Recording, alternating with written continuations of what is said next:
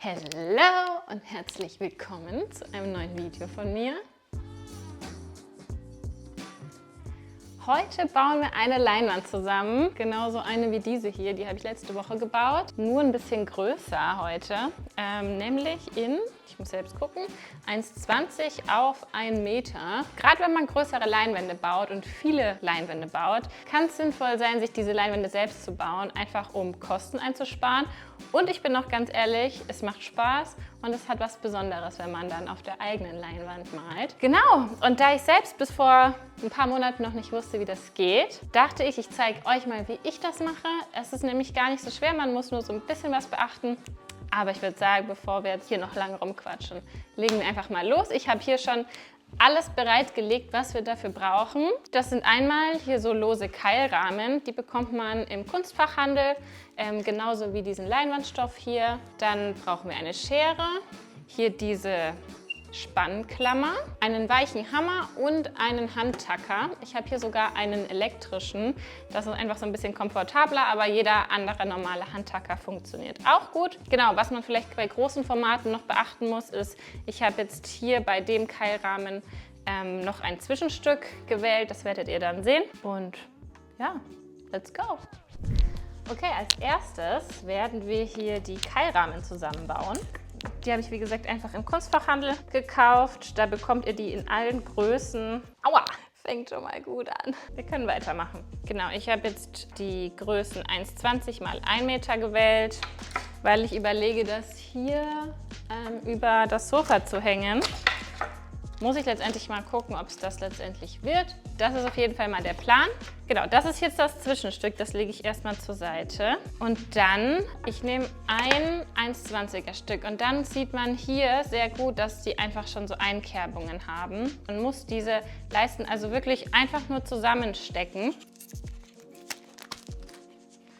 Man muss einfach nur darauf achten, dass beide Leisten in die gleiche Richtung schauen. Und dann steckt man das hier einfach ineinander, wackelt ein bisschen hin und her, schaut, dass die Ecken aufeinander landen am Ende. Tada!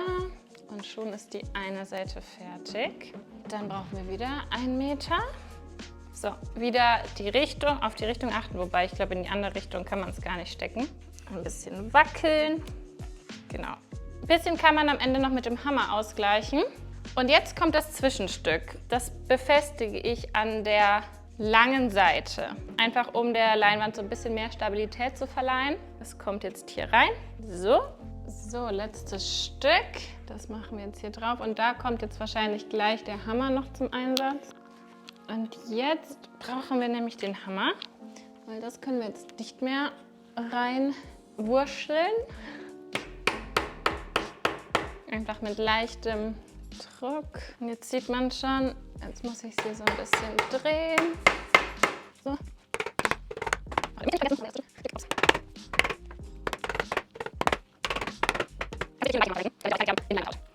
Okay, ich würde sagen, das hat gut geklappt. Es ist quadratisch, I don't know. Jetzt könnte man natürlich noch mit einem Winkel den 90-Grad-Winkel hier ausmessen, aber das habe ich nicht da.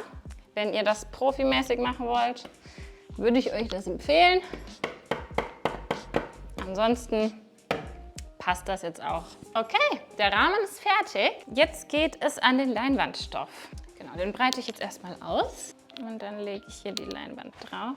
Was ihr hier beachten müsst, ist, wenn ihr euch Stoff ausschneidet, dann lasst auf jeden Fall genug Stoff an der Seite überstehen. Ich habe bei der Leinwand so ein bisschen den Fehler gemacht, dass ich ein bisschen wenig Stoff überstehen habe lassen. Das geht auch, aber ist einfach ein bisschen schwieriger dann zum Beziehen. Auf jeden Fall 15 cm würde ich euch raten, überstehen zu lassen. Das ist jetzt hier schon sehr großzügig, aber ich wüsste jetzt auch nicht, was ich hier mit so einem Stück noch machen sollte. Deshalb schneide ich hier jetzt einfach entlang.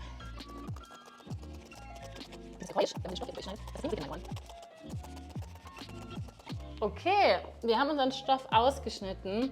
Jetzt geht es ans Bespannen. Dafür brauchen wir unsere Zange oder Klammer und einen Handtacker. Und dann gibt es ein paar Sachen zu beachten. Als erstes müsst ihr darauf achten, dass diese Seite mit der überstehenden Kante auf der Leinwand liegt. Das liegt daran, dass dann die Leinwand natürlich drüber gespannt wird. Auf der anderen Seite haben wir diese Nase nicht und dann würde die Leinwand ja direkt auf dem Holz liegen. Das wollen wir nicht, deswegen darauf achten, dass diese Seite nach unten zeigt. Und als nächstes ist es wichtig, dass man die gegenüberliegenden Seiten voneinander immer aufspannt. Das heißt, wenn ich jetzt hier in der Mitte anfange, wir fangen nämlich immer in der Mitte an, dann muss die nächste Tackerklammer genau gegenüber rein. Ja, das wird jetzt so ein bisschen die schweißtreibende Arbeit, aber hilft ja nicht. Wir fangen einfach an. Die Leinwand möglichst genau platzieren. Ich nehme die Mitte. Die erste Tackernadel ist noch relativ easy, da muss ich noch nicht so viel spannen. Und dann tackere ich einfach so ungefähr nicht in der Mitte vom Holz, sondern eher im oberen Drittel tackere ich fest. So, die erste Klammer ist drin und jetzt muss ich das Ganze auf der anderen Seite machen. Das ist bei einer großen Leinwand natürlich ein bisschen aufwendiger als bei einer kleinen, weil man hier jetzt einige Male rumhüpft. Ihr solltet jetzt natürlich auch nicht hier dran ziehen wie so sonst was, weil dann natürlich auch der Stoff einreißen kann und das ist gar nicht so gewollt, sondern mit mäßiger Spannung ziehen wir das Ganze jetzt hier fest. Als nächstes machen wir hier und hier weiter. Und jetzt würde ich euch raten, alle 5 cm ungefähr, 5 bis 10 cm eine Klammer zu setzen. Und wir arbeiten uns immer mit der Mitte weiter. Also hier würden wir jetzt wieder die Mitte nehmen und dann wieder die Mitte und dann wieder die Mitte.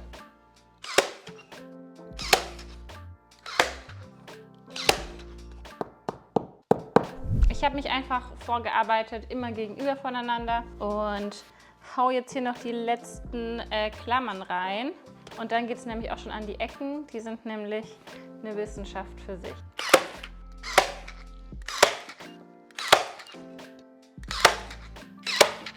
Die Klammern sind drin und jetzt kommen die Ecken. Da gibt es ganz viele verschiedene Techniken. Als erstes muss ich aber auf jeden Fall ein bisschen Stoff wegschneiden. Dann geht das Ganze einfacher. So. Ich habe selbst noch nicht die Lösung für mich gefunden, aber was viele machen, ist eine Seite draufschlagen, also eine Seite drauf und dann einmal runterklappen und ein zweites Mal runterklappen. Also einmal in die Richtung und der Stoff einmal runterklappen und nochmal runterklappen. Am besten so, dass die Kante hier genau auf der anderen Kante ist, damit es wirklich so unsichtbar wie möglich wird. Aber da muss man viel üben.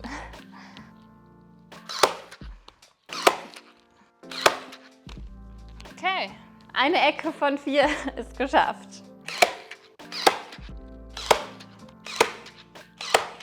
Wow, das ist mal eine Ecke. So, ich glaube, wir sind fertig. Ich habe jetzt gerade hier nochmal außenrum geschnitten, weil einfach noch zu viel übergestanden ist. Aber, tada, da ist die fertige Leinwand. Noch ein bisschen dreckig, das muss ich noch ein bisschen sauber machen. Aber ist gut gespannt. Ich bin sehr happy mit dem Ergebnis. Jetzt könnte ich die Leinwand grundieren oder aber auch einfach auf der rohen Leinwand malen, so wie es mittlerweile auch viele Künstler und Künstlerinnen machen.